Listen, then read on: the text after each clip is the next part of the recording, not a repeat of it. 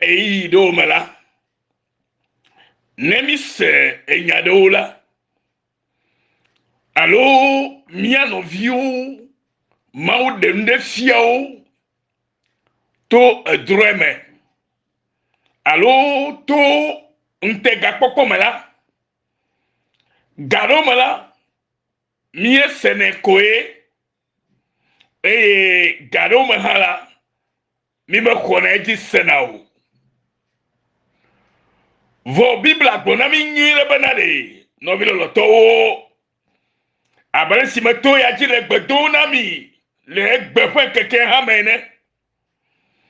be afeto Yesu Kristo fe amanu baba si gbago de hiheme katajila ne wanye domenyinu na amesiame sikelo be ya ho amanu baba nu na yawo si oto na mi fa efe matuto yi ela bene yeba wa tu fere tala nye kplo mi me gogo agbo anu vo ocho na mi fata eyata garo mela nu sikenye fatala alo nu sikele free ke mi ma tu fere tala mi me considère nao alo mi me chone ble enunya alo si jeje o de komi glona bena do hi menye luntonto yeta ochole amona fa do vono vinyo me diba ma don ku ejinami mi ame shokata no atoji le true forgiveness mission yame be afeto sike wona mila enye to hede sike machi nenema alo achakpojio ewe na mi bena amesiame na trole fetime elabe eya lega trova eya drovonu amesiame le pe donu eyata afeto na to kla na mi gbe siagbe abe alesike sister ya kudre aloko esiale fedro menela amado la gobe o enyako nye oglo gakia gakelemu ela bena enyasi oglo la esokudo bibla fenya be afeto afe game afeto afe totro le afetum eya tao ole mia yomna ejime totro vava na dede popo na amejojo susu afi afeto ane vava. Praise the Lord. Mia kafu maude siota eya tamile je yim le poplombe na jime totro vava me jojo nyenyele jime totro vava me jojo nyenyele. Amen. Yenye miape etanya. C'est dans la vraie repentance qu'on trouve la justice. C'est dans la vraie repentance qu'on trouve la justice. Justice or righteousness come through the true repentance. Justice or righteousness comes through the true repentance. Alléluia. Lisons Proverbe 21, verset 15. Proverbe 21, verset 15, qui nous dit: c'est une joie pour le juste de pratiquer la justice, mais la ruine est pour ceux qui font le mal. C'est une joie pour le juste de pratiquer la justice, mais la ruine est pour ceux qui font le mal. When justice is done, It is a joy to the righteous, but a terror to evildoers. When justice is done, it brings joy to the righteous, but a terror to evildoers. Proverbe 21, verset 15.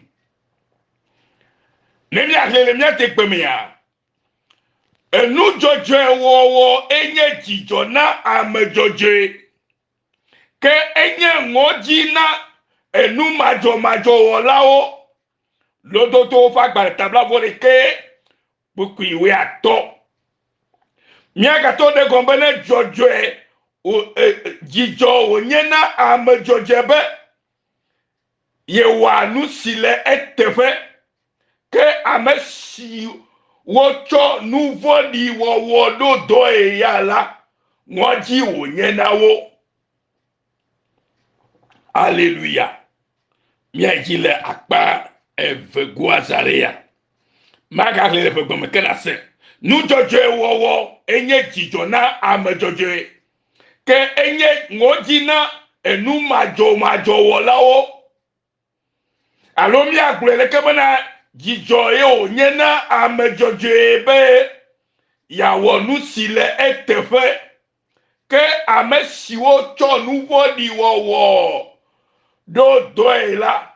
ngoji onye na wo ya lododo fa gbale tabla vorike buku wi ato ame mi le nyama pomle mi le kiga e o jebe mi anya le nya sioma lo mi ase gomele le yiyame. Nous si quelle vérité mi la Elia domdo la yenye jime toto va to keke jime toto va me jojo nyenye chona vana jime toto va me o wa me ame atroasi ame jojo le voninye be me to le o jime ola jojo nyi ma po no fe la gbo me gbede. Vous n'ayez pas Christo vale, n'ayez pas me trop le haut qui me va fato. Alors me trop qui me le nyate pas mola. Que ma tema po a me jojo a fait un coup me oh. Elle avait a me jojo et la po e fait un coup me. A me jojo e wa do e zona.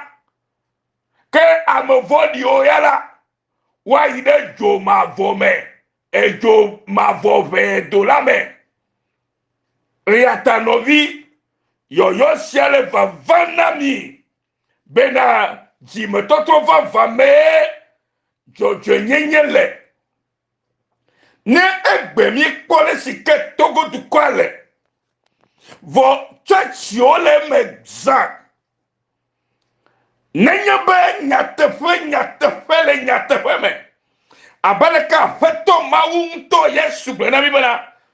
mawu yala gbogbo ye onye eye amesia mesikela suwela edo la suwele gbogbo ple enyatefe me novie nenye be nyatefe mi trole jime alo mi trole mi afa jio me nyatefe la jojo nyenye fa mo mi tosu eye mi avli jojo nyenye ta esiayi megbe matokpotoe abele sika Kristo to mi subo le togo alo mi nye togo vio ye mi yo na mi adoko be Kristo to nenya tefenya e mi tro le mi pa jiome nenya tefenya e no vio mi tro le mi pa jiome mucho to le pa jiome de kakpo to le jime vavato de tubo tolo opa jiome eye ametitio tolo opa jiome miepa gouvernement tolo opa jiome la ke jojo nyenye la twafe le togo nami eye mie kata miano jijo pon le eme. Alléluia. Eye ta Bible gbobena nu jojo wo enye jijo na ame jojo ke enye ngoji na enu majo wo lawo enu majo ba sogbo le togo ni gbadi egbe wa sobe to vio me le du takle yo vote nu to me wu ke gakame mi atema to le mi apa jiomo no vi to le jime ya ikola na ba atempo jojo nye ya. Hallelujah. Praise the Lord. Amen. Eyata elevevere ne yeklu. Elevevere ne yeklu. Bena nya wonti do kaba. Jimo toto va me jojo nyenye le. Eyata ebiba gbapena mi ba celui qui poursuit la justice et la bonté trouve la vie. La justice et la gloire. Celui qui poursuit la justice. Amesiame si tia jojo nyenye ple lolo va yomela epe asi atu agbe ple jojo nyenye ple bubuji